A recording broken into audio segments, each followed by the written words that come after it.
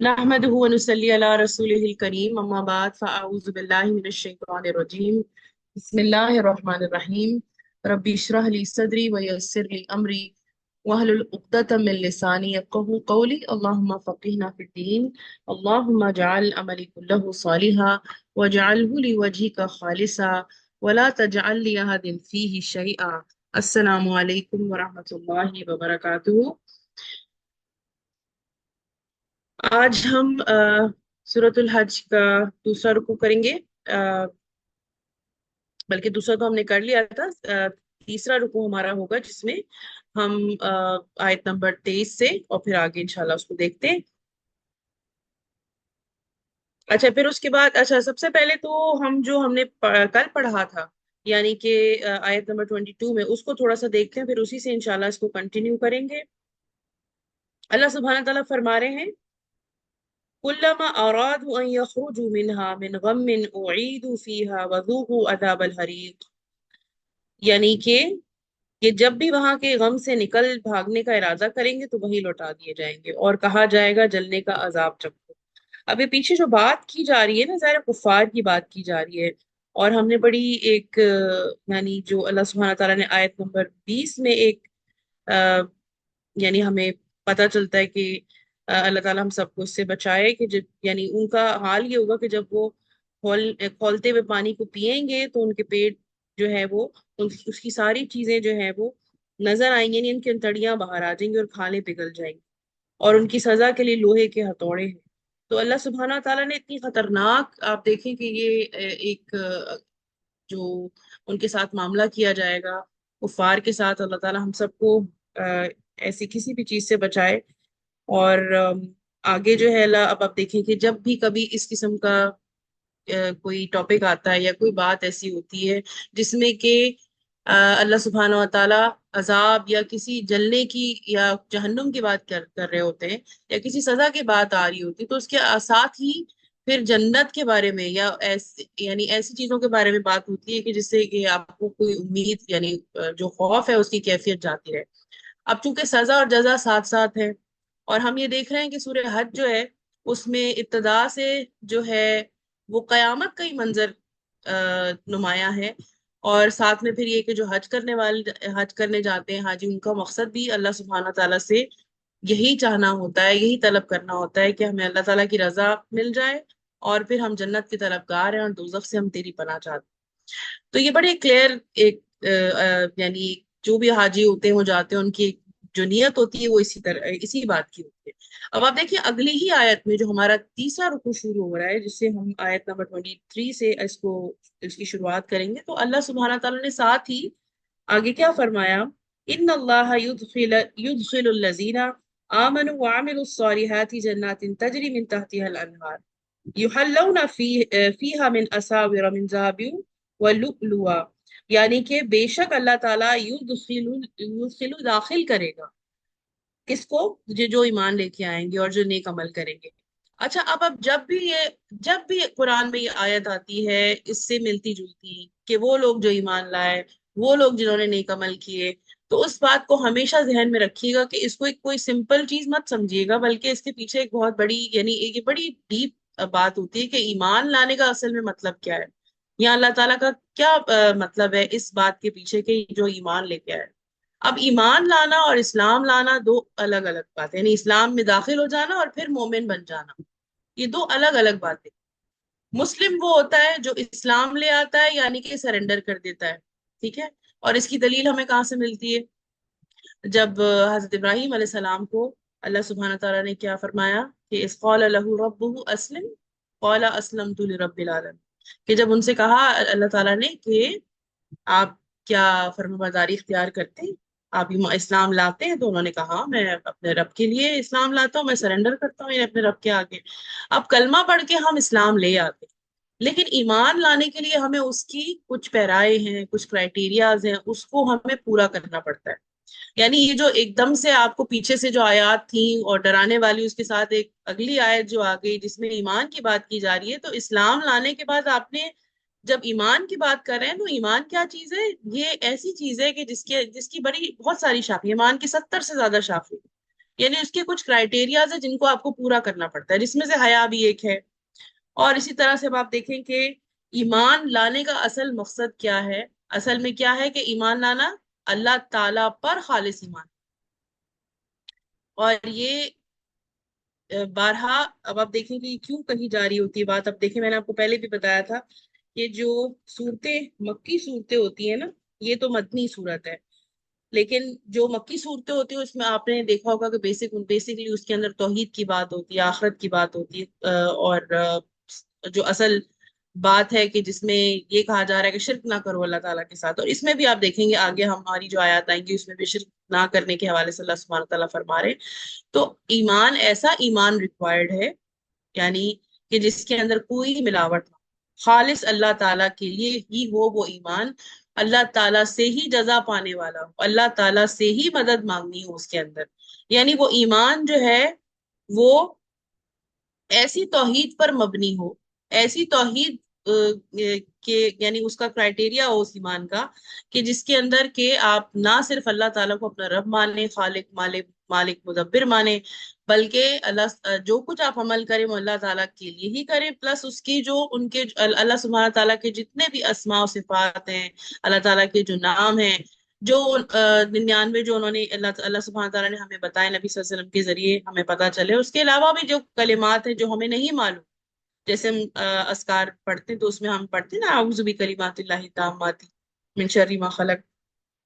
تو وہ سارے کلمات کے ساتھ ہم اللہ تعالیٰ کی پناہ مانگتے ہیں۔ تو ایسے بہت سارے اللہ تعالیٰ کی صفات ہیں جو ابھی ہمیں پتہ ہی نہیں ہے، ہم پر کھلی ہی نہیں ہے، تو ان کے اندر کسی کو شریک کرنا، جیسے اللہ کے اختیارات میں کسی کو شریک کرنا، یہ ایمان کا حصہ نہیں ہے۔ ہمارا ایمان خالص اللہ کے لیے ہونا چاہیے، ٹھیک ہے، کوئی اس کا ایٹریبیوٹ، کوئی اس کی صفت کسی کو نہیں دینی۔ اور اگر کوئی جزا یا کوئی بھی چیز چاہیے، جیسے آپ نے کسی پہ خرچ کیا، آپ نے کسی کے لیے کوئی اچھا کام کر دیا، آپ نے اپنی نماز ادا کی ہے، کوئی بھی اچھا عمل کیا، تو وہ صرف اللہ تعالیٰ کے چہرے کو پانے کے لیے آپ نے، تو یہ ایمان ہے خالص اللہ تعالیٰ کے لیے۔ اسی طرح سے اللہ تعالیٰ کی ہی عبادت کرنا۔ اب آپ کہیں گے عبادت تو ہم اللہ تعالیٰ کی کرتے ہیں، اور تو ہم بت پرست تو ہیں نہیں، کیونکہ پیچھے کفار کی بات ہو رہی ہے، تو ہم تو مسلمان ہیں۔ تو آپ یہ دیکھیں کہ یہی اسی لیے میں نے آپ کو بتایا کہ مسلمان ہونے میں اور مومن ہونے میں فرق ہے، اور مومن ہونے کے لیے آپ کو تھوڑی محنت کرنی پڑتی ہے، اسی لیے یہاں پہ مسلم کا لفظ استعمال نہیں ہوا، بلکہ یہاں پہ استعمال ہوئے آمنو، جو لوگ ایمان لائے۔ اب نہ صرف رب مانا بلکہ اس کی صفات میں، اس کے ناموں میں کسی کو شریک نہیں کیا، اور اس کے ساتھ ساتھ اس کا ایک حصہ یہ بھی ہے کہ اللہ سبحانہ تعالیٰ کے علاوہ کسی کی عبادت نہ کی جائے۔ جیسے ہم شروع میں پڑھتے ہیں نا ایاک نعبد و ایاک نستعین، سورہ فاتحہ ہم روز ہی پڑھتے ہیں نماز میں، اور کئی بار ہم اس کو ریپیٹ کرتے ہیں پورے دن میں، دہرائی جانے والی، اس کو کہتے ہیں سبع مسانی، اس کا نام ہے سورہ فاتحہ کا، کیونکہ وہ بار بار دہرائی جاتی ہیں اس کی 7 آیات۔ تو آپ یہ دیکھیں کہ یہ جو تیری ہی ہم عبادت کرتے ہیں، جو میں آپ کو تیسری بات بتا رہی ہوں کہ تیسرا حصہ یہ ہے کہ ایمان لانے کا کیا ہے کہ ہم اللہ تعالیٰ کی ہی عبادت کریں، اور ہمارے ذہن میں، اب جیسے میں نے آپ سے کہا کہ آپ کے ذہن میں آ رہا ہوگا کہ یہ عبادت تو ہم اللہ سبحانہ تعالیٰ کی کرتے ہیں، تو بے شک ہم کرتے ہیں، لیکن کچھ ایسے ہم میں فرقے ہیں جو کہ کیا کرتے ہیں، کچھ لوگوں کو پکارتے ہیں، زندوں کو، یا جو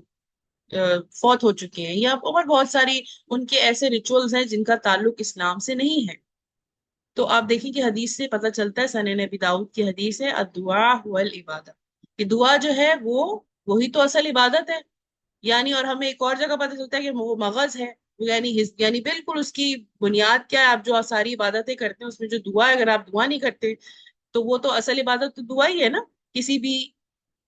کام کو کرنے کے بعد، قرآن پڑھنے کے بعد افضل الذکر ہے، یا نماز پڑھنے کے بعد، یا ویسے بھی آپ چلتے پھرتے جب دعا کرتے ہیں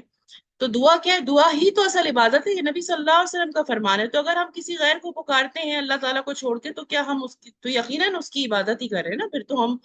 ڈائریکٹ بت پرستی تو نہیں کر رہے، لیکن ہم کیا کر رہے ہیں کہ ان کو پکار رہے ہیں جو ہمارے لیے کسی نفع یا نقصان کا ان کے پاس کوئی اختیار نہیں ہے، لیکن ہم ان کو پکارے ہیں، نعوذ باللہ۔ تو یہ کیا ہو گیا، یہ ایمان لانے کے حصے میں نہیں ہے، یعنی کہ اگر آپ کا یہ بلیو ہے یا عقیدہ ہے، تو پھر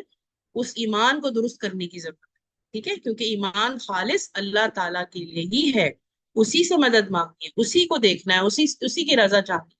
اور ہر اچھی بری چیز صرف اللہ تعالیٰ کی ذات سے ہی منسلک ہوتی ہے، یعنی اللہ تعالیٰ کی طرف سے آتی ہے، اچھی تقدیر بری تقدیر اور جو فیصلے ہیں وہی، اور اگر آپ خدا نہ خواستہ تکلیف میں یا ہم میں سے کوئی بھی کوئی پریشانی میں، تو سوائے اللہ کے اس کو کوئی نہیں کر سکتا، نہ ہمیں کوئی خوشی یا کوئی راحت پہنچا سکتا ہے۔ تو یہ ایمان لانا، تو ایسا ایمان جس کا ہوگا اور اس کے ساتھ عمل صالح بھی ہوگا۔ عمل صالح کیا ہے؟ وہ جو نبی صلی اللہ علیہ وآلہ وسلم کی طریقہ کار کے مطابق آپ سے ثابت ہو، اور آپ سے ثابت شدہ چیز آئی کہاں سے ہے؟ اللہ سبحانہ تعالیٰ کی طرف سے آئی ہے، کوئی چیز آپ نے اپنی طرف سے نہیں کہی۔ تو جب تک یہ دو باتیں پوری نہیں ہوں گی، اس بات کا اطلاق اس شخص پہ نہیں ہو سکتا جس کا یہاں ذکر کیا جا رہا ہے۔ ٹھیک ہے، تو ہمیں اس کرائٹیریا پر پورا اترنا ہے۔ اور یہاں پہ اللہ سبحانہ تعالیٰ فرما رہے ہیں ان کے لیے باغات ہوں گے جن کے نیچے نہریں بہ رہی، اور وہ پہنائے جائیں گے۔ یحلونا کا جو لفظ ہے نا، وہ حلا وچن سے، ہا لام واؤ سے، ہا لام یا سے، بلکہ اب دیکھیں اس کا مطلب ہے کوئی چیز جسے عربی زبان میں کہتے ہیں نا حلوا، یعنی یہ چیز بہت میٹھی ہے، اچھی لگ رہی ہے، بڑی اچھی لگ رہی ہے، تو یہ میٹھی چیز کو کہتے ہیں بیسیکلی۔ ہم حلوے کا، ہمارے یہاں بھی استعمال ہوتا ہے نا حلوے کا لفظ، تو یہ ایک ایسی چیز جو کہ یعنی آپ کو خوش کر دے، اور بیسیکلی یہاں پہ اس کے یعنی زیور کے معنوں میں آ رہا ہے نا کہ آگے کیا کہا جا رہا ہے کہ وہ سونے کے کنگن پہنائے جائیں من اساورا من ذهب ولؤلؤا، یعنی سچے موتی اور سونے کے کنگن ان کو پہنائے جائیں گے۔ وہاں ان کا لباس خالص ریشم ہوگا، ان کو پاکیزہ بات کی طرف رہنمائی کر دی جائے گی، اور قابل سخت تعریف راہ کی ہدایت کر دی جائے گی۔ جن لوگوں نے کفر کیا ہوگا، اب دیکھیں پھر کفر کی بات آئی، بیچ میں تسلی دی۔ مومن کیا ہوتا ہے؟ مومن کا حال کیا ہوتا ہے؟ اس کا دل ہمیشہ ایک ایسی کیفیت میں رہتا ہے کہ جس میں خوف بھی ہوتا ہے اور امید بھی ہوتی ہے۔ نہ تو وہ پوری طرح سے اپنے اعمال سے مطمئن ہوتا ہے، وہ کرتا رہتا ہے اعمال اس امید پہ کہ اللہ سبحانہ و تعالیٰ میری بخشش شاید اس عمل کے ذریعے کر دیں، شاید اس عمل کے ذریعے میں اپنے رب کو راضی کر دوں۔ ساتھ ہی اس کو خوف بھی ہوتا ہے کہ پتہ نہیں میرے کسی عمل میں کوئی چیز کی کمی تو نہیں رہ گئی، کہیں میں نے ریاکاری تو نہیں کر دی، کہیں کوئی ایسا تو نہیں ہو گیا کہ میں نے یعنی جتنا کرنا چاہیے تھا اتنا نہیں کیا، یا میں اتنا کر ہی نہیں پایا۔ تو یہ دونوں چیزیں اس کے اندر ہوتی ہیں۔ اب آپ یہ دیکھیں کہ پہلے بات کی جا رہی تھی کہ ان کا لباس خالص ریشم کا ہوگا، پاکیزہ بات کی طرف ان کی رہنمائی کر دی جائے گی، اور قابل عزت تعریف راہ کی طرف ان کو یعنی راہ کی ان کو ہدایت کر دی جائے گی۔ لیکن پھر بات دوبارہ سے آئی آیت نمبر 25 میں کہ وہ لوگ جنہوں نے کفر کیا وہ روکتے تھے، یہاں پہ آ رہا ہے یسدونا، یسدونا کا جو لفظ ہے یعنی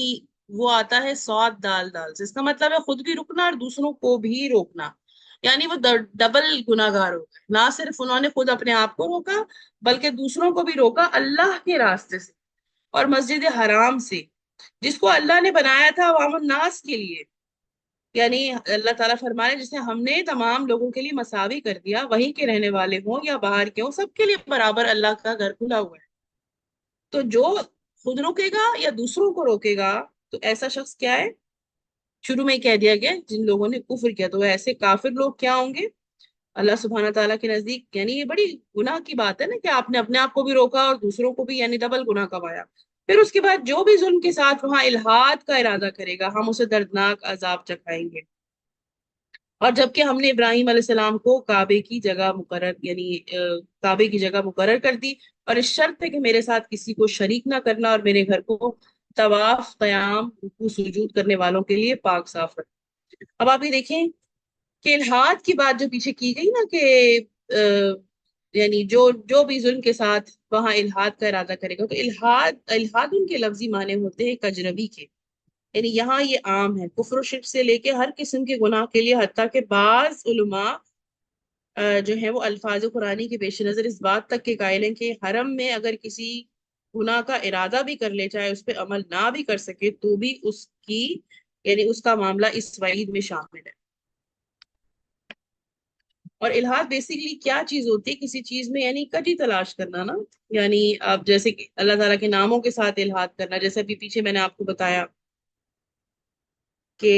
ان کے اپنے مطلب انٹرپریٹیشن غلط کرنا، من مانے، یعنی اس میں جو سیدھا سیدھا مطلب بتایا گیا اس کے علاوہ کچھ اور مطلب نکالنا، اور پھر اس کے بعد بیسیکلی یہ بے دینی یا کفر یعنی کفر کے لیے آتا ہے، اور مذہب سے بیزاری کے لیے آتا ہے یہ لفظ، اور دہریت کے لیے، ٹھیک ہے. اچھا پھر اس کے بعد آپ دیکھیں کہ یہاں پہ جو یہ کہا جا رہا ہے نا، یہاں سب سے شروع میں جب یہ اب دوبارہ سے ہم اس آیت کی طرف چلتے ہیں، آیت نمبر 23 میں جو کہا گیا ہے کہ ان کو جنت کا لباس پہنایا جائے گا، ان کو ریشم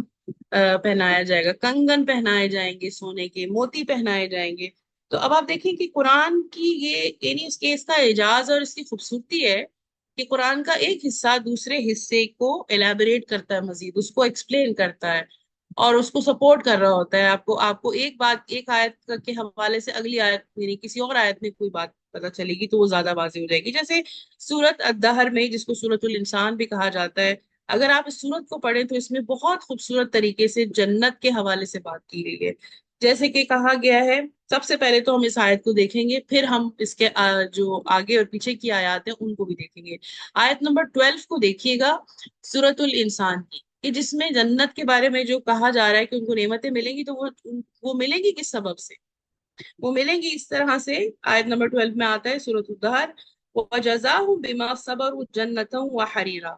اور یہ جو ان کی جزا ہے، یعنی یہ جو کچھ ان کو ملے گا وہ اس وجہ سے ملے گا کہ انہوں نے صبر کیا، اور اس صبر کے بدلے ان کو جنت بھی ملے گی اور ریشمی لباس بھی ملے گا. اب اسی آیت دیکھیں، اب میں نے آپ کو بتایا تھا کہ جو حج کا پورا جو یعنی آپ دیکھیں سفر ہوتا ہے، اس کا اصل مقصد کیا ہوتا ہے؟ صبر، اطاعت، اور یہ کہ اس کو دیکھ کے ہمیں اس بات کا ہمیں یعنی ہم اس چیز کو آبزرو کریں کہ قیام، یا ہم اس کو امیجن کر سکیں کہ قیامت کا منظر کیسا ہو. تو اب یہ دیکھیں کہ اس میں صبر کے حوالے سے بات کی جا رہی ہے نا سورۃ الدہر میں بھی، کہ یہ جو ان کو ملا، یعنی جو کچھ ان کو ملے گا وہ کیا ملے گا؟ جنت ملے گی، ریشمی لباس ملے گا، یہ اس وجہ سے کہ انہوں نے صبر کیا. تو صبر کا پھل تو میٹھا، ہم سنتے آ رہے ہیں نا بچپن سے، لیکن جو الٹیمیٹ اس کا ریزلٹ ہوگا وہ آپ دیکھیں کہ وہ اس کی وجہ بتا دی گئی کہ اور اس کی اب ایک اور جو ہم نے اب جو ہم آیت ابھی ہم نے پڑھی ہے سورت الحج کی، تو اس میں کیا ہے؟ اس میں ایمان لانے اور عمل کرنے کی بات ہے. ایمان لائے، خالص ایمان، عمل کیا خالص اللہ سبحانہ و تعالیٰ کے بھیجے ہوئے طریقے جو انہوں نے نبی صلی اللہ علیہ وسلم کے ذریعے ہم تک پہنچائے، نبی صلی اللہ علیہ وسلم نے ہمیں بتایا، ہمیں سکھایا، وہ سارے طریقے جو ہیں ان پر جو عمل کرے گا وہی عمل صالح کہلائے گا. کیونکہ اگر اس منہج سے ہٹیں گے تو ظاہر ہے پھر وہ چیز تو انوویشن ہو جائے گی، اور اس کا کوئی جب اللہ تعالیٰ نے ہم سے وہ چیز ہمیں وہ منہج بھیجا ہی نہیں، بتایا ہی نہیں، وہ چیز ہمیں سکھائی نہیں گئی، تو اس چیز کا کوئی وزن بھی نہیں ہوگا، نہ اس کی کوئی ویلیو ہوگی، اور ایسی چیز ایکسیپٹیبل نہیں ہوگی. ٹھیک ہے. تو ابتدا ایمان اور عمل صالح سے بھی، اور انتہا صبر پہ ہوگی. اور صبر جو ہے اس کے بدلے دیکھیں ان کو کیا ملا. اب دیکھیں کہ اب یہ جو صابرین تھے جن کا ذکر کیا گیا ہے نا یہاں پہ سورۃ الدہر میں، مزید ان کے بارے میں کیا پتہ چلتا ہے ہمیں، تاکہ ہم ان اعمال کو کرنے والے بنے کہ صبر کیا تو ان کے اندر کیا کوالٹیز تھی. اب ابھی دیکھیں کہ اس میں جو ہے وہ یہ کہا جا رہا ہے، جو ابتدا ہوتی ہے اس بات کی، کہ آیت نمبر 5 سے سورۃ الدہر میں اس کی ابتدا ہو رہی ہے کہ بے شک وہ لوگ جو نیک ہیں، یعنی ان الابرار یشربون من کأس کان مزاجها کافورا، یعنی کہ وہ جو نیک لوگ ہیں وہ جام پیئیں گے جس کی آمیزش کافور کی ہوگی، جو ایک چشمہ ہے جس سے اللہ کے بندے پیئیں گے، اس کی نہریں نکال لے جائیں گے. اور ان کی کوالٹی ایک اور کیا بتائی گئی کہ جو نظر پوری کرتے ہیں اور اس دن سے ڈرتے ہیں جس کی برائی چاروں طرف پھیل جانے والی ہے. یعنی وہ قیامت پر یقین بھی رکھتے ہیں اور اس کے حوالے سے ڈرتے ہیں، اکاؤنٹیبلٹی کا ان کو خوف ہوتا ہے، اور اسی وجہ سے وہ نیک اعمال کرتے ہیں کہ ان کو اپنی رب کی ناراضگی اور اس کی پکڑ کی فکر ہوتی ہے، اور ان کے دل میں امید بھی ہوتی ہے جنت کی. اور اللہ کی محبت میں لوگوں کو کھانا کھلاتے ہیں کس کس کو؟ مسکین کو، یتیم کو، قیدیوں کو. اور ہم تو تمہیں صرف اللہ کی رضامندی کے لیے کھانا کھلاتے ہیں، اور ان سے کہتے بھی جاتے ہیں کہ ہم یہ سب کچھ صرف اللہ کے لیے کریں، اس کے چہرے کو پانے کے لیے کریں،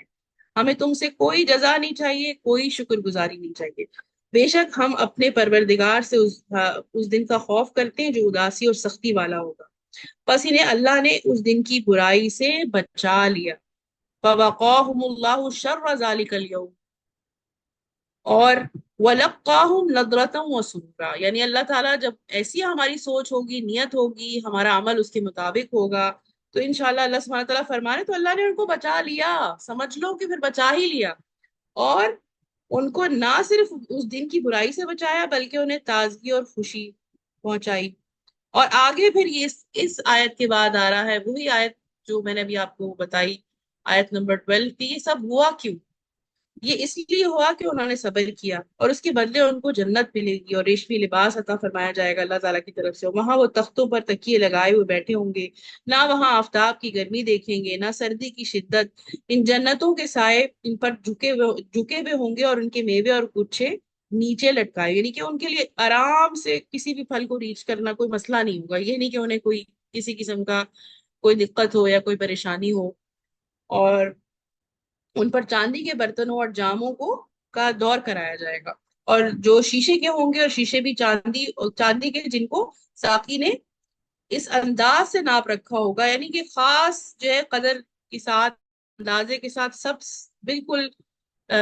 سارے کے سارے جام جو ہیں وہ سامنے پیش کیے جائیں گے، یعنی بالکل آرگنائز وے میں، اور انہیں وہاں وہ جام پلائے جائیں گے جن کی آمیزش زنجبیل کی ہوگی، زنجبیل کہتے ہیں ادرک، یعنی جو ہم سونٹ کہتے ہیں نا، ڈرائی جنجر، اور جنت کی ایک نہر جس کا نام سلسبیل ہے، ایک اور نہر کا نام ہمیں پتہ چلا، اور ان کے ارد گرد گھومتے پھرتے ہوں گے وہ کمسن بچے جو ہمیشہ رہنے والے ہیں، یعنی یہ نوکر جو ہے خادم ان کے ارد گرد ہوں گے، اور جب آپ انہیں دیکھیں گے تو سمجھیں گے کہ وہ بکھرے ہوئے موتی ہیں، یعنی سچے موتیوں کی طرح وہ دور سے نظر آ رہے ہوں گے، تو وہاں جہاں کہیں بھی آپ نظر ڈالیں گے سراسر نعمتیں اور عظیم و شان سلطنت ہی دیکھیں گے، اور ان کے جسموں پر سبز باریک اور موٹے ریشمی کپڑے ہوں گے، اور انہیں چاندی کے کنگن کا زیور پہنایا جائے گا، اور انہیں ان کا رب پاک صاف شراب پلائے گا، یعنی جس کو پینے کے بعد کسی قسم کا انسان کا جو ذہن ہے وہ یعنی معاف نہیں ہوگا، اور جیسے آج دنیا کی شراب ہے ویسا اس کا معاملہ نہیں ہوگا، یعنی ستھری پاک شراب پلائی جائے گی۔ اور عربی میں ہر چیز جو پینے والی مشروب کو کہتے ہیں نا، اس کو شراب کہتے ہیں، ہماری زبان میں شراب جو ہے وہ اسی لفظ کے لیے اسی کے لیے اصطلاحاً استعمال ہوتا ہے جو الکوہول ہے یا حرام چیز ہے۔ اب کہا جائے گا کہ یہ ہے تمہارے اعمال کا بدلہ اور تمہاری کوشش کی قدر کی گئی، یہ بھی بہت خوبصورت آیت ہے کہ یہ سب کچھ اب دیکھیں کہ کیوں ہوا، ایک تو انہوں نے صبر کیا، دوسرا یہ کہ ان کو کہا جائے گا ان ھذا کان لکم جزاء وکان سعیکم مشکورا، کہ بے شک جو یعنی کہ جو کچھ جو تم نے کیا یعنی صبر کیا تو یہ اس کی جزا ہے، اور یہ جو تمہاری سعی ہے، جو تکلیف تم نے اٹھائی، بھاگ دوڑ کی، دنیا میں محنت کی، اس کوشش کو اس کی قدر کی گئی ہے جس کی وجہ سے تمہیں یہ بدلہ دیا گیا ہے۔ اچھا، پھر اس کے بعد آپ دیکھیں کہ اب آپ کو یہ جو سورۃ الدہر کی میں نے کچھ آیات بتائیں اس کا آپ دیکھیں کتنی اس کے ساتھ جو ہے آیت نمبر 23 کے ساتھ اگر آپ اس کو اس سے لنک کریں گے تو سبحان اللہ بہت ساری آپ کو یعنی باتیں واضح ہو جائیں گی کہ کیا حال ہوگا اس دن جنتیوں کا، جو اللہ تعالیٰ جن کو اپنی رحمت سے اپنی جنت میں داخل کریں گے۔ اور اس میں ایک لفظ اور بھی آ رہا تھا، یوفون بن نظری، اور اسی طرح سے اب آپ دیکھیں یوفون بن نظری کا مطلب یہ تھا کہ وہ اپنی نظر کو پوری کرتے ہیں، ٹھیک ہے، تو نظر کو پوری کرنا اس کے حوالے سے بھی میں آپ کو ایک بات بتاتی چلوں کہ ویسے تو یہ پسندیدہ عمل نہیں ہے کہ کوئی نظر مانے، لیکن اگر نظر، یہاں اللہ سبحانہ تعالیٰ اس کا ذکر کیوں کیا کہ جو لوگ نظر مان لیتے ہیں اور وہ شرعی اس کے مطابق یعنی شریعت کے دائرہ کار سے باہر نہیں جا رہی، کوئی حرام کام نہیں ہے، تو اس کو پورا کرنا پسندیدہ ہے، جیسے کوئی کہے کہ میں اتنے نفل پڑھوں گی یا میں کسی غریب کو کھانا کھلا دوں گی، ویسے تو ایسے عمل کو نہیں کرنا چاہیے کہ آپ اس کو مشروط کر دیں کہ اللہ تعالیٰ اگر میرا یہ کام تو کرے گا تو میں کروں گی، بھائی اس کا کوئی فائدہ نہیں ہے نا، اللہ سبحانہ تعالیٰ کو اس کی ضرورت نہیں ہے، اور ہم مشروط نہیں کر سکتے کسی چیز کو، لیکن اگر کوئی اپنی کوئی بات ایسی کرے جو کہ شریعت کے دائرہ کار میں آ رہی ہو تو اس کو پورا کرنا اس کو یہ پسندیدہ ہے، ٹھیک ہے، لیکن کوشش یہ کریں کہ ایسی نظریں کسی بھی قسم کی نہ مانیں، آپ پہلے ہی کوئی صدقہ خیرات کر لیں، کوئی اچھا عمل کر لیں، اور اپنے جو فرائض ہیں ان کو ایسے طریقے سے کریں، اور ویسے بھی یوزلی صدقہ خیرات کرتے رہا کریں، کسی کی مدد کرتے رہا کریں، تو اللہ سبحانہ تعالیٰ آپ مطلب آپ ویسے بھی اللہ تعالیٰ کو راضی کرنے والے اعمال تو کر ہی رہے ہیں۔ تو اب آپ یہ دیکھیں کہ یہاں پہ آگے جو ہے ابراہیم علیہ السلام کی بات کی گئی، اور ابراہیم علیہ السلام کے حوالے سے ہمیں ایک بات کی پتہ چلتی ہے، کیا بارہا ہم دیکھتے ہیں قرآن میں کئی بار آیا، کیونکہ جو مکی دور میں ہم دیکھیں تو ابراہیم علیہ السلام کی نسبت کی جاتی تھی، یعنی نعوذ باللہ وہ 360 بتوں کو حضرت ابراہیم علیہ السلام کے ساتھ منسوب کرتے کہ ہم تو دین ابراہیمی پہ ہیں. اور ابراہیم علیہ السلام کی کئی دفعہ اللہ سبحانہ تعالیٰ نے قرآن میں اس بات کی وضاحت کی کہ آپ مشرکین میں سے نہیں ہیں، آپ حنیف ہیں، آپ یکسو ہیں. آپ نے ان تمام چیزوں سے بیزاری اختیار کی، جیسے ان کے جو گھر والے تھے وہ بت پرست تھے، اور آپ نے سب کچھ چھوڑ دیا تاکہ ان کو آگ میں ڈال دیا گیا، تب بھی آپ نے اس چیز کو ایکسپٹ نہیں کیا. اور وہ اکیلے تن تنہا سوائے حضرت لوط علیہ السلام کے ان کے ساتھ کوئی نہیں تھا، اور وہ اپنے سب کچھ چھوڑ کے ان کو وہاں سے نکلنا پڑا صرف اللہ تعالیٰ کی خاطر. تو اب ان کا ذکر یہاں کیا جا رہا ہے. اب آگے دیکھیں بات شرک کی بھی آئے گی. تو اب یہاں پہ ان کو کیا کہا گیا کہ جب وہ کعبے کی جگہ ان کے لیے مقرر کر دی گئی اس شرط پہ کہ میرے ساتھ کسی کو شریک نہ کرنا، اور میرے گھر کو طواف اور قیام رکوع سجدہ کرنے والوں کے لیے پاک صاف رکھنا، اور لوگوں میں حج کی منادی کر دے. لوگ تیرے پاس زیادہ پائیں گے، اور دبلے پتلے اونٹوں پر بھی اور دور دراز کی تمام راہوں سے آئیں گے، اپنے فائدے حاصل کرنے کو آ جائیں. یعنی کہ کہا جا رہا ہے ان سے کہ آپ لوگوں کو بلائیں اللہ تعالیٰ کے گھر کی طرف. اور آپ یہ دیکھیں کہ اس وقت جب انہوں نے وہ بنایا تھا تو اس وقت تو کچھ بھی نہیں تھا وہاں پہ، لیکن اللہ تعالیٰ نے ان کے ذریعے یہ کام کروانا تھا. اور پھر اس جگہ کو جو آپ آج دیکھتے ہیں جس کو ہم خانہ کعبہ کہتے ہیں، اور وہ جگہ آپ اگر امیجن کریں اس جگہ کو، وہ دیکھیں پہلے زمانے میں دیکھیں اور اب دیکھیں، اب تو بہت چیزیں بن گئی ہیں اور بڑی آسانیاں پیدا ہو گئی ہیں. تو اور وہ حضرت ابراہیم علیہ السلام کی دعا کی وجہ سے تھا کہ انہوں نے دعا کی تھی کہ اللہ تعالیٰ یہاں پہ رہنے والوں کے لیے امن ہو، یہاں کے رہنے والوں کے لیے اللہ تعالیٰ رزق فراہم کرنا. لیکن اس وقت تو کچھ بھی نہیں تھا. لیکن اب بھی اگر آپ دیکھیں تو نہ تو وہاں کا بہت کوئی ایسا موسم ہے کہ دوسری جو ویسٹرن کنٹریز ہیں آپ دیکھیں کوئی اتنی زیادہ اس کے اندر کوئی جیسے آپ دیکھ رہے ہوں گے کہ کہیں واٹر فالز ہیں، کہیں پہ وہ بہت حسین موسم ہے، کوئی کچھ ہے. لیکن اللہ سبحانہ تعالیٰ نے اس جگہ کو جو مقرر کیا اپنے گھر کو، تو پھر بھی لوگ وہاں کھنچے چلے آتے ہیں. اب دیکھیں نا اللہ سبحانہ تعالیٰ یہی فرما رہے ہیں نا کہ لوگ خود یعنی کوئی کسی سواری پہ بیٹھ کے آئے گا، کسی سواری پہ بیٹھ کے آئے گا. تو یہ بھی ایک بہت بڑی ایک نشانی ہے اللہ سبحانہ تعالیٰ کی محبت میں لوگ وہاں آتے ہیں. اور جب اس وقت وہ پکارنے کے لیے ان سے کہا گیا تو اب اس وقت تو کوئی بھی نہیں تھا وہاں، لیکن جب اللہ سبحانہ تعالیٰ نے لوگوں کو وہاں بھیجنا ہے اور لوگوں کے دل میں اپنی محبت ڈالنی ہے اور اس جگہ کی عظمت ان کے دل میں ڈالنی ہے، تو وہ لوگ یعنی اس محبت میں آتے اور اپنے رب کی عظمت کو ذہن میں رکھ کے اور دل میں رکھ کے آتے. تو آپ دیکھیں کہ بظاہر تو کوئی دنیاوی اس کے اندر ایسی کوئی اٹریکشن نہیں ہے، لیکن کس لیے جاتے ہیں کہ اللہ سبحانہ تعالیٰ کا گھر ہے. اب آپ یہ دیکھیں کہ آیت نمبر 26 کی ہم بات کر رہے تھے کہ جب ابراہیم علیہ السلام سے یہ کہا گیا تو ابراہیم علیہ السلام نے اس عمل کو پورا کیا. اور پھر آگے 27 میں دیکھیں کہ لوگوں کو حج کے لیے اذن عام دو ان سے کہا گیا. اور پھر اس کے بعد اب یہ دیکھیں کہ اس میں چند مقررہ دنوں میں ان جانوروں پر اللہ کا نام لیں جو یعنی اس نے انہیں بخشے. یعنی وہ یعنی اللہ سبحانہ تعالیٰ فرما رہے کہ جانور اللہ تعالیٰ نے ہی پیدا کیے نا، صرف اللہ تعالیٰ کے نام پر اسے ذبح کرنا چاہیے، کیونکہ جانور ذبح کرتے ہوئے کسی اور کا نام لینا یا نیت رکھنا شرک ہے اور اس کا کھانا حرام ہے. تو خواہ آپ نے حلال ہی کیا اس کو، لیکن وہ حلال ہوتا ہی نہیں جب تک کہ اس پر اللہ کا نام یعنی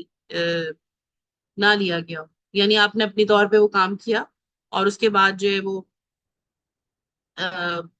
یعنی پراپر آپ سمجھتے کہ آپ نے حلال کر دیا اس کو، ٹھیک ہے. لیکن اگر جیسے جس طریقے سے آپ کو، جیسے میں نے ابھی آپ کو بتایا کہ ہر عمل جو کہ سنت سے ثابت ہے وہ عمل صالح ہے، تو اب یہ بھی عمل صالح ہی ہے نا، کیونکہ یہ بھی ہمیں نبی صلی اللہ علیہ وسلم نے سکھایا. تو جس طریقے سے کہا گیا ہے، جو جن دنوں میں کہا گیا ہے، جس طرح سے کہا گیا ہے، اسی طریقے سے اگر ہم یہ اعمال کریں گے حج کے دنوں میں تبھی وہ عمل صالح کہلائیں.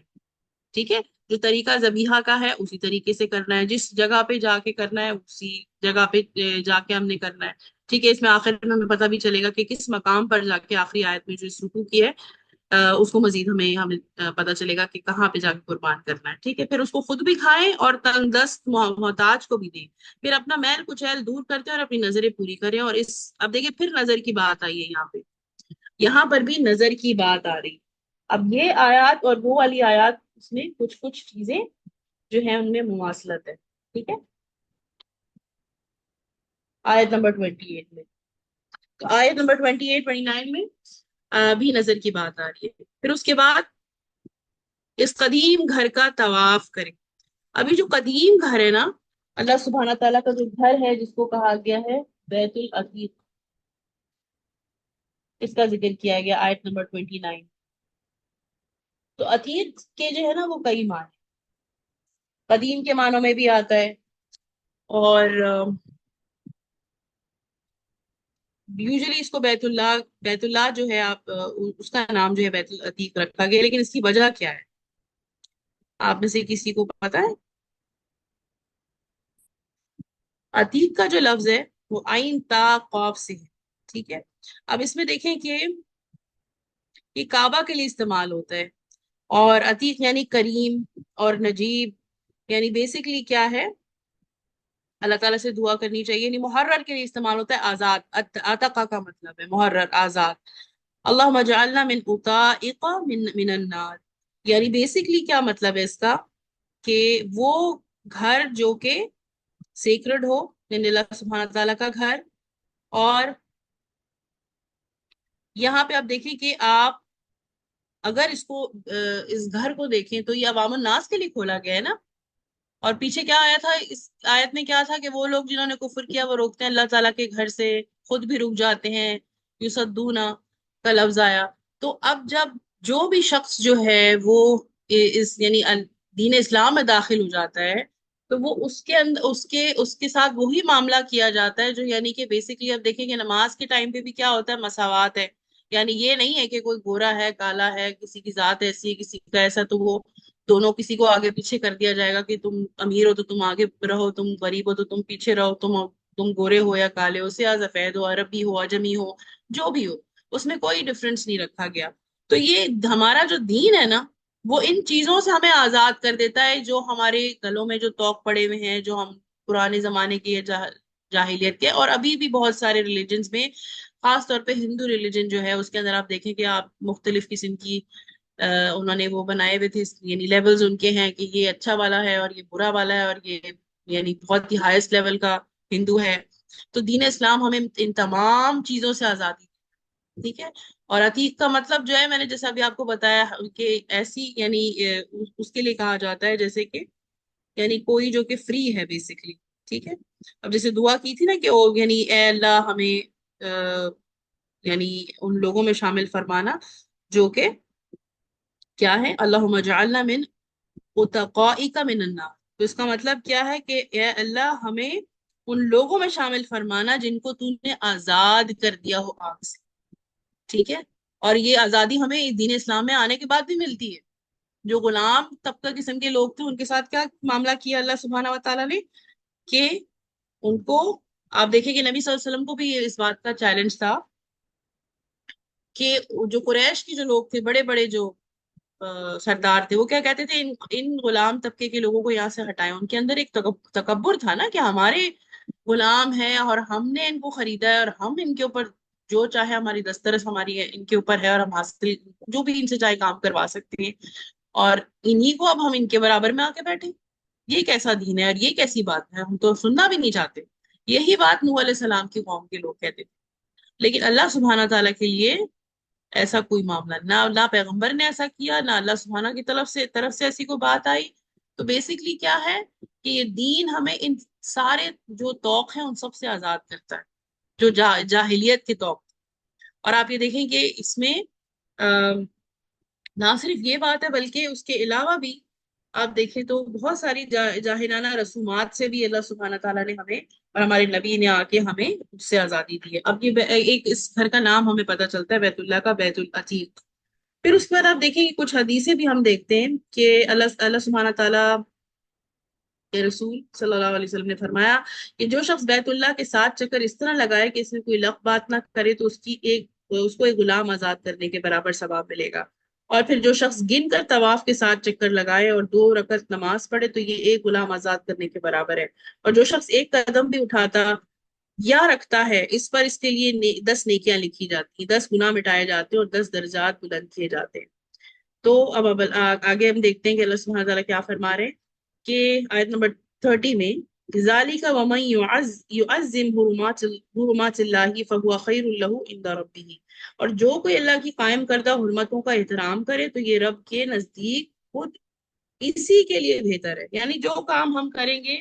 وہ ہمارے لیے، یعنی ہم جو برا کریں گے تو ہمارے لیے، اور اچھا کریں گے تو بھی ہمارے ہمارے لیے. لہا ما کسبت وعلیہا ما اکتسبت. اب تمہارے لیے مویشی جانور حلال کیے گئے ماں سوا ان چیزوں کے جو تمہیں بتائی جا چکی. اور پس بتوں کی گندگی سے بچو اور جھوٹی باتوں سے پرہیز کرو. اب آپ یہ دیکھیں کہ آپ کس، یعنی یہ جو جھوٹ کو کس کے برابر قرار دیا گیا ہے؟ شرک کے برابر. وَاجْتَنِبُوا قَوْلَ الزُّورِ، یعنی کہ ایسی بات سے بچو جو کہ بہت ہی زیادہ یعنی جھوٹی بات ہو. اب یہاں جو اب آپ دیکھیں کہ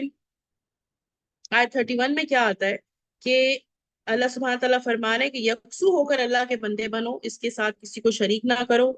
اور جو کوئی اللہ کے ساتھ شرک کرے گا تو گویا وہ آسمان سے گر گیا. اب اسی بات کو پیچھے جو جھوٹ والی بات تھی نا، آگے جو میں نے آپ کو بتایا کہ شرک کے ساتھ اس کو ملا دیا گیا، کہ جو جھوٹی بات ہے، اور دوسری جھوٹی بات کیوں شرک کے ساتھ ملائی گئی؟ کیونکہ جب اللہ تعالیٰ پہ ہم جھوٹ کرتے ہیں نعوذ باللہ، ہم کو ایسی باتیں کرتے ہیں جیسے کہ کسی سے دعا کرنا. ہم کہنا یہ نعوذ باللہ، ابھی میں نے آپ کو پورا بتایا کہ دعا ہو العبادہ، تو کسی ہم کہیں تو اللہ کے ولی ہیں اور یہ تو بزرگ ہیں اور یہ تو، اب اس بات کی دلیل اللہ نے نہیں اتاری. اس بات کو ہم نعوذ باللہ اگر منسوب کریں تو اللہ تعالیٰ کی طرف یا نبی کی طرف، تو یہ جھوٹی بات ہے اور یہ شرک ہے. اور سب سے بڑا جھوٹ تو یہی ہے کہ نعوذ باللہ اللہ تعالیٰ کے علاوہ کسی کے پاس کوئی اختیار ہے. تو ایسی بات سے بچو. وَاجْتَنِبُوا قَوْلَ الزُّورِ، ایسی بات سے بچو جو سب بہت ہی بڑی جھوٹی بات ہے. اور جھوٹی بات جو ہے وہ کیا ہے، اس کے ساتھ ہی آگے بتا دیا گیا کہ یکسو ہو کر اللہ کے بندے بنو. پیچھے اپنے بندے کی مثال بھی دی ابراہیم علیہ السلام کی، کہ دیکھو انہوں نے کیا کیا کیا، ایسے نہیں خلیل اللہ بن گئے. انہوں نے بڑی محنت کی، تمام باتوں کو، احکامات کو پورا کیا، اور اپنے دل سے اخلاص کے ساتھ اپنے رب کے پر ایمان لے کے آئے، اور رب کو تلاش کیا، پھر رب کو پا بھی لیا، پھر رب کو پانے کے لیے جستجو کی، امتحانات میں پورے اترے. اور آپ کے بارے میں آتا ہے کہ آپ بہت آہے بھرنے والے، بہت حلم اور بردباری والے، اور ساتھ میں یعنی لوگوں کی خیر خواہی کرنے والے. اب آپ یہ دیکھیں کہ کہا گیا کہ شرک نہ کرو، جو کوئی اللہ کے ساتھ شرک کرے تو گویا وہ آسمان سے گر گیا. یعنی اللہ تعالیٰ نے، آپ دیکھیے یہ بات کیوں کی اللہ تعالیٰ نے کہ وہ آسمان سے گر گیا، یہ ایک مثال ہے. فَكَأَنَّمَا خَرَّ مِنَ السَّمَاءِ، یعنی کہ آسمان سے گرا. اب آپ اس کو ایسے امیجن کر لیں کہ جیسے کہ ہمیں اللہ سبحانہ و تعالیٰ نے ہمیں انسان بنایا، تمام مخلوقات پر افضل. اور ہمیں اللہ سبحانہ و تعالیٰ نے عزت دی، عقل دی، اچھی ساخت دی، اچھے طریقے سے اللہ سبحانہ تعالیٰ نے، یعنی کہ فَأَحْسَنَ صُوَرَكُمْ، یعنی کہ تمہاری صورتیں کتنی پیاری بنائی ہیں اللہ تعالیٰ نے، اتنا اچھے طریقے سے تمہیں ڈیزائن کیا. آپ اپنے اندر غور کریں، ہم اپنے اندر یہ دیکھیں اگر کہ کیسے ہمارا جو سارا نروس سسٹم ہے، ہماری ساری جو وینز اور آرٹریز ہیں، ہمارا جو برین ہے اور ہمارا جو ہارٹ ہے، وہ کیسے ورک کرتا ہے. ہم کسی آتی جاتی سانس کے اوپر کوئی اختیار نہیں رکھتے. کوئی ہمیں، اگر آج ہماری موت آ جائے تو کوئی موت سے ہماری موت کو روک نہیں سکتا، نہ ہمیں بچا سکتا ہے. اور اگر ہماری زندگی اتنی طویل ہو جائے تو اس طوالت کو بھی کوئی نہیں روک سکتا. تو اب یہاں پہ اللہ سبحانہ و تعالیٰ کیا فرما رہے ہیں کہ انسان کو جب اتنا، یعنی جو انسان شرک کرتا ہے نا، جب وہ شرک کرتا ہے تو بیسیکلی وہ اس رتبے سے نیچے گر جاتا ہے جو کہ اس کو اللہ تعالیٰ نے ایز اے ہیومن بینگ، جب آپ کو اتنا بڑے رتبے پہ رکھا، آپ کو ساری مخلوقات میں ممتاز رکھا، آپ کو کہا کہ بھئی آپ اشرف المخلوقات ہیں، آپ ساری مخلوقات سے مختلف ہیں، اور آپ کو عقل بھی دی، ساری نعمتیں بھی دی، اس کے باوجود اگر ہم ایسا کرتے ہیں کہ ہم اپنے رب کے ساتھ کسی کو شریک کرتے ہیں یا اس کی اتھارٹیز میں کسی کو شریک کرتے ہیں، تو بیسیکلی ہم کیا کر رہے ہوتے ہیں؟ اس رتبے سے جو اس نے ہمارے لیے رکھا ہے، اس درجے سے اپنے آپ کو نیچے گرا دیتے ہیں. اور وہ گرانا ایسے جیسے آسمان پہ جا کے کسی کو نیچے پٹک دیا گیا. سوچے کتنی بلندی سے نیچے آتا ہے انسان. تو اس کو امیجن کریں. اب یا تو اسے پرندے وہ چک لے جائیں گے، یا اس کو ایسی جگہ لے کر جا کے پھینک دیں گے کہ جہاں اس کے چیچڑے اڑ جائیں. یعنی آپ دیکھیں کسی بلند عمارت سے اگر کوئی گرتا ہے تو وہ گر کے کیا ہوتا ہے، اس کا ہڈیوں کا چورا چورا ہو جاتا ہے، ٹکڑے ٹکڑے ہو جاتے ہیں. اور کہاں یہ کہ کوئی آسمان سے گرے تو اس کا حال کیا ہوگا. تو شرک کرنے والے کی ایسی ہی حالت ہو. یہ ہے اصل معاملہ، اسے سمجھ لو. اور جو اللہ کے مقرر کردہ شاعر کا احترام کرے تو یہ دلوں کی تقویٰ میں سے ہے. اور تمہیں ایک وقت مقرر تک ان ہدی کے جانوروں سے فائدہ اٹھانے کا حق ہے، پھر ان کے قربان کرنے کی جگہ اسی قدیم گھر کے پاس ہے. یعنی بیت العتیق کے پاس آیت نمبر 33 میں جو بیت العتیق ہے نا، ابھی میں نے آپ کو سارا اس کے بارے میں بتایا کہ اسی بیت العتیق کے پاس جا کے، اسی قدیم گھر کے پاس جا کے، یعنی منا میں جا کے آپ نے قربانی کرنی ہے۔ اور شاعر اللہ سے جہاں تک شاعر اللہ کا تعلق ہے، تو شاعر اللہ کیا ہے؟ اللہ تعالیٰ کی نشانیاں۔ اللہ تعالیٰ کی نشانیاں مطلب ہر وہ چیز جس کو دیکھ کے آپ کو اللہ سبحانہ تعالیٰ کی یاد آئے، خواہ وہ کوئی ہولی منتھ ہو، کوئی جیسے رمضان کا مہینہ ہے، جیسے کوئی جنت جہنم کی بات ہے کہ اللہ سبحانہ تعالیٰ اس کو اللہ تعالیٰ نے اس کو ایکسپلین کیا ہے کہ بھائی جنت ایسی اور جہنم ایسی اور اس سے بچو، اور نعوذ باللہ اگر ہم اس کا مذاق اڑاتے ہیں، لطیفوں میں اس کو استعمال کرتے ہیں، یا مناسک ہیں مختلف حج کے مناسک، یا اس میں عبادت کے طریقے، عبادت کی جگہ، ان کا ہم کچھ حرمت والے مہینے ہیں ان کا ہم مذاق اڑائیں، یا ہم کوئی بھی ایسی چیز یعنی اس کی حرمت کا خیال نہ کریں، تو یہ کیا ہوتا ہے؟ یہ سارے شاعر اللہ اللہ تعالیٰ کی نشانی اور اللہ تعالیٰ کی نشانیوں کی بھی تعظیم کرنی ہے۔ ٹھیک ہے؟ اچھا، پھر اس کے بعد اب آپ یہ دیکھیں کہ آج ہم نے جو ان تمام ان سے آیات سے کیا سیکھا۔ سب سے پہلی شروعات سے لے کے آیت نمبر 23 سے 33 تک ہمارا یہ رکوع ختم ہو گیا ہے، لیکن سیکھنے کی باتیں اس کے اندر ہمارے لیے کیا کیا تھی؟ وہ یہ کہ سب سے پہلے تو ہم نے جنتیوں کے بارے میں پڑھا کہ جنتیوں کے ساتھ کیا معاملہ کیا جائے گا، اور اس کے لیے کیا کرائٹیریا ہے، ایمان اور خالص ایمان اور عمل صالح۔ پھر اس کے بعد ہم نے اللہ سبحانہ تعالیٰ نے ہمیں ایسے لوگوں کے بارے میں بتایا کہ جو کفر کرنے والے اور جو اللہ کے راستے سے روکنے والے، یعنی خود بھی اس راستے پہ نہیں چلتے اور لوگوں کو بھی اس سے روکتے ہیں۔ تو ایسے لوگوں کے بارے میں کیا آتا ہے کہ وہ لوگ کیا کرتے ہیں، یعنی کہ وہ ان کے لیے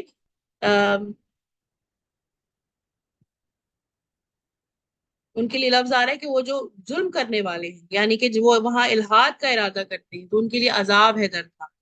اور عذاب چکھیں گے۔ اور وہ اللہ سبحانہ تعالیٰ فرما رہے ہیں کہ پھر ابراہیم علیہ السلام کا ذکر کیا گیا۔ ابراہیم علیہ السلام کا جو ذکر آیا ہے، تو اس میں پھر شرک کے بارے میں بات کی گئی ہے کہ شرک نہ کرو۔ اب شرک کا جو ذکر آیا، تو شرک کی اگزامپل ہمیں ابراہیم علیہ السلام سے زیادہ بہتر تو کسی کی نہیں ملتی کہ جنہوں نے شرک کو کیسے خاتمہ کیا ان کا، اور کیسے اس سے برات اختیار کی۔ اور پھر اس کے بعد آپ یہ دیکھیں کہ بیت اللہ کا ذکر آیا گیا، یعنی بیت اللہ کی جگہ جو ہے وہ بتائی گئی ان کو، اور جہاں خانہ کعبہ کی تعمیر ہونی تھی، اور وہاں آپ اللہ سبحانہ تعالیٰ فرما رہے ہیں کہ ہم نے ذریت ابراہیم کو جہاں ٹھہرایا، اور اس سے معلوم ہوتا ہے کہ طوفان نوح کی ویرانی کے بعد خانہ کعبہ کی تعمیر سب سے پہلے ابراہیم علیہ السلام کے ہاتھوں سے ہوئی ہے، جیسا کہ صحیح حدیث سے بھی ثابت ہوتا ہے کہ جس میں نبی صلی اللہ علیہ وسلم نے فرمایا کہ سب سے پہلی مسجد جو زمین میں بنائی گئی وہ مسجد حرام ہے، اور اس کے 40 سال بعد مسجد اقصی تعمیر ہوئی۔ یہ صحیح مسلم کی حدیث اور مسند احمد میں بھی آتی ہے۔ اور پھر یہ خانہ کعبہ کی تعمیر کے حوالے سے آگے اللہ تعالیٰ نے کیا بتایا کہ اس میں میری ہی عبادت کی جائے۔ اس سے بتانا یہ مقصود تھا کہ مشرکین نے اس میں جو بت سجا رکھے ہیں جن کی وہ یہاں آ کر عبادت کرتے ہیں، ظلم سری ہے کہ جہاں صرف اللہ کی عبادت کرنی چاہیے وہاں بتوں کی عبادت کی جائے۔ پھر کفر، بت پرستی اور دیگر گندگیوں اور نجاستوں سے اس کو پاک رکھا جائے۔ اور اس کے بعد صرف ذکر یعنی نماز جو ہے، نماز کا پڑھنے کا حکم دیا جا رہا ہے، طواف کرنے والوں کے لیے آسانی کر دی جائے، اور کیونکہ یہ دونوں عبادات یعنی خانہ کعبہ کے ساتھ مخصوص ہے۔ نماز میں رخ اسی کی طرف ہوتا ہے اور طواف صرف اسی کے ارد گرد کیا جاتا ہے، لیکن بہت سے اہل بدعت نے اب بہت سی قبروں کا طواف بھی ایجاد کر لیا، نعوذ باللہ، انہیں نمازوں کے لیے۔ اب آپ دیکھیں کہ کوئی اور قبلہ تو نہیں ہو سکتا نا، تو اب اسی لیے تو دیکھیں کہ منع کیا گیا ہے کہ کسی بھی قبرستان میں کوئی آپ جو ہے نماز ادا نہیں کریں۔ ٹھیک ہے؟ آپ کسی قسم کی یہ تمام چیزیں جو منع کی گئی ہیں نا، کیوں منع کی گئی؟ اس کا ریزن ہے کہ لوگ جو ہے پھر غلط اس پہ نہ آ جائیں۔ حالانکہ نماز تو آپ کہیں بھی پڑھ سکتے ہیں، لیکن سوائے حمام کے اور قبرستان کے، آپ یہی غسل خانے کے یا آپ بیت الخلاء کے اور قبرستان کے، وہ اس لیے کہ دیکھیں لوگوں کو نا پہلے ہی سے اللہ سبحانہ و تعالیٰ نے، اللہ کے رسول نے یہ تعلیمات دے دی ہیں کہ آپ نے یہ کرنا ہے اور یہ نہیں کرنا، لیکن ہم کیا کرتے ہیں؟ ہم اس میں انوویشن کرتے ہیں، ہم اس میں نئی چیزیں لے آتے ہیں، یا ہم آہستہ آہستہ آہستہ وہ چیزیں اس میں ایڈ اپ ہوتی جاتی ہیں، جیسے نوح علیہ السلام کی قوم نے کیا تھا۔ پہلے انہوں نے اپنے جو بزرگ تھے، نیک لوگ تھے، ان کو ان کی تصویریں بنانا شروع کی، پھر اس کے بعد ان کے بت بنانا شروع کر دیے، بس یہ کہہ کے کہ ہمیں ان کو دیکھ کے اللہ تعالیٰ یاد ہے۔ اور بظاہر ان کی نیت شروع میں تو خراب نہیں تھی، لیکن آہستہ آہستہ جب وہ جنریشن جنریشن چلتی گئی اور آگے بڑھتی گئی تو اس نے پھر آستانے اور یہ یعنی قبر پرستیاں اور یہ ساری چیزیں اس میں ایڈ ہوتی چلی گئی. ٹھیک ہے. تو اب کیا ہے کہ جب جب یہ چیزیں اللہ تعالیٰ نے پہلے ہی اسٹیج پہ روک دی تو وہیں رک جانا چاہیے. جو چیز اللہ تعالیٰ کے رسول نے آپ کو بتا دی، دے دی، اس کو لے لیں، اور جس سے روک دیا اس سے رک جائیں.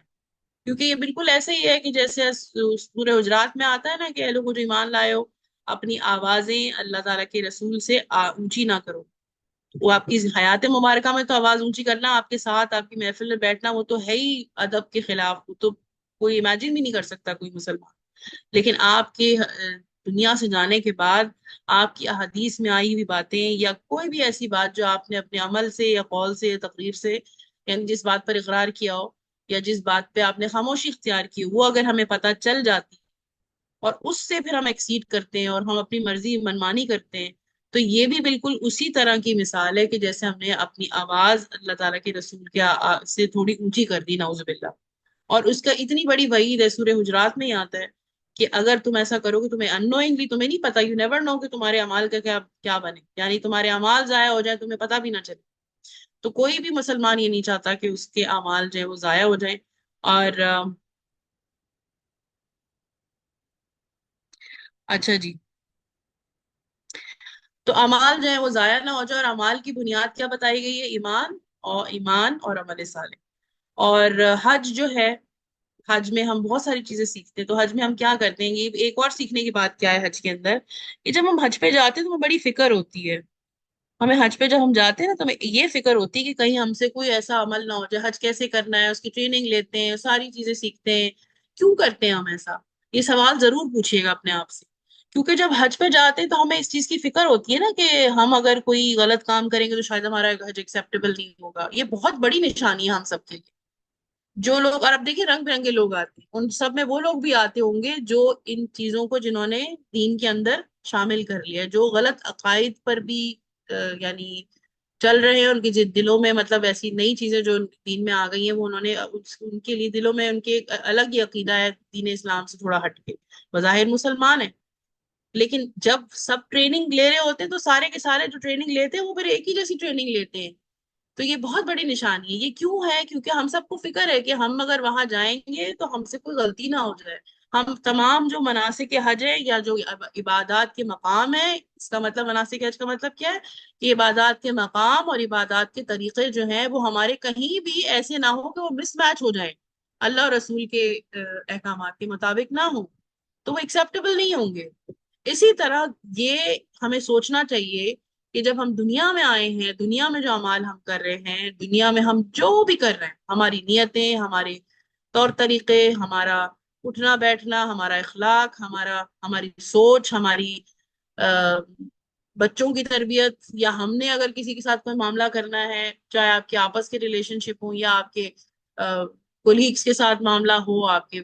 جو نیبرز ہیں ان کے ساتھ معاملہ ہو، یا رب کے ساتھ ہو، چاہے حقوق العباد ہو چاہے حقوق اللہ ہو، کچھ بھی معاملہ ہو،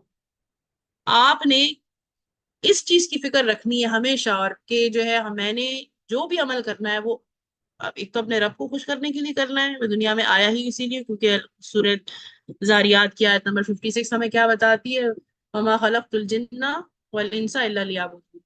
یعنی کہ نہیں، میں نے، اللہ سبحانہ وتعالیٰ فرماتے ہیں، میں نے پیدا کیا ہے نہیں میں نے پیدا کیا جنوں انسانوں کو مگر اس لیے کہ وہ میری عبادت کریں. تو اور عبادت میں پھر آج ہم نے سیکھا کہ دعا بھی عبادت ہے. تو ہر چیز ہی ہمیں اللہ تعالیٰ سے مانگنی ہے، وہ کیونکہ دعا بھی عبادت ہے تو دعا بھی اللہ تعالیٰ سے کرنی ہے. تو ہر معاملے میں کرائٹیریا ہمارا کیا ہونا چاہیے؟ جیسے حج کے دنوں میں ہمیں فکر ہوتی ہے، اسی طرح عام دنوں میں بھی ہمیں فکر ہونی چاہیے کہ ہم اپنے اعمال اسی طریقے سے کریں جو طریقہ ایکسیپٹیبل ہے اور جو طریقہ ہمیں سکھایا گیا ہے. ٹھیک ہے، بالکل یہ اسی کی طرح کی مثال ہے کہ جیسے کہ آپ کو سلیبس دیا جاتا ہے اسکول میں، کالج میں، یونیورسٹیز میں، آپ اس کو فالو کریں گے، اس کے مطابق اپنے کوشچنس کے آنسرز دیں گے ایگزام میں، تبھی آپ کو مارکس ملے. ایسا تو نہیں ہوتا نا کہ کبھی آپ سائنس کے پیپر میں کچھ اور لکھ کے آ جائیں، میتھس لکھ کے آئے، میں نے تو یہی پڑھا تھا. ایسا تو نہیں ہوتا کبھی بھی، اور وہ ایکسیپٹیبل بھی نہیں ہوگا. تو سبحان اللہ، یہ ساری چیزیں، یہ سب نشانیاں ہیں. اللہ تعالیٰ ہمیں ان باتوں کو سوچنے پر، ان پر عمل کرنے پر ابھارے کہ ہم ان کو سوچیں، ان نشانیوں کو دیکھیں اور اپنے رب کو پہچانیں کہ ہر چیز کا کوئی مقصد ہے، بلا سبب اللہ تعالیٰ نے کوئی چیز نازل نہیں کی، دنیا کی چیزوں میں بھی ہمارے لیے نشان ہے، سبحان اللہ۔ تو آج کے لیے اتنا ہی، بس انشاءاللہ ہم نیکسٹ سیشن میں آپ کو اس سے آگے آپ کو انشاءاللہ کریں گے۔ آج کا ہمارا یہ رکوع جو تھا تیسرا رکوع 23 سے لے کے 33 تک ہماری آیات تھی، اس پہ مبنی تھا۔ آج ہم نے بہت خوبصورت باتیں سیکھی ہیں، آپ موقع ملے تو ضرور سورۃ الانسان، جس کا دوسرا نام سورۃ الدہر ہے، وہ ضرور پڑھیے گا۔ آپ کے دل خوش ہو جائیں گے وہ دیکھ کے کہ جنت والوں کے ساتھ کیا معاملہ کیا جائے گا۔ اللہ تعالیٰ سے دعا ہے کہ اللہ تعالیٰ اپنی رحمت خاص سے ہم سب پر اپنا فضل کرے، اور ان دنوں میں، آنے والے دنوں میں ہمیں خوب خوب نیکیاں کمانے کا اللہ تعالیٰ ہمیں توفیق دے، اور ہم اس پر ان تمام باتوں پر عمل کریں جن پر عمل کرنے کا حکم دیا گیا ہے۔ 10 دنوں کو اچھے طریقے سے ہم یوٹیلائز کریں، جس میں تکبیرات پڑھیں، اور جو سورۃ الحج کی پوری تفسیر آپ انشاءاللہ پوری جو سنیں گے اس کے ساتھ اس کو سمجھ کے پڑھیں، اس کو دیکھیں بارہا، تو انشاءاللہ اب جیسے میں نے سورۃ دہر کا بھی آپ کو کہا، تو آپ کو اس سے اچھا خاصا یعنی موٹیویشن ملے گی کہ ہمیں پھر جنت کمانے کے لیے ہمیں اور کیا کرنا چاہیے۔ تو اور پھر صبر کے طریقے بھی سیکھیے گا کہ مختلف سچویشن میں کیسے صبر کرنا ہے، کیونکہ صبر والوں کے لیے آیا نا، کہ صبر جس نے کیا اس کے لیے یہ جزا ہے۔ تو سبحان اللہ، آج کے لیے اتنا ہی انشاءاللہ، اس کلاس کو یہیں پہ انشاءاللہ ہم ختم کرتے ہیں۔ سبحانک اللہم و بحمدک، اشہد ان لا الہ الا انت، استغفرک و اتوب الیک۔ السلام علیکم ورحمۃ اللہ وبرکاتہ۔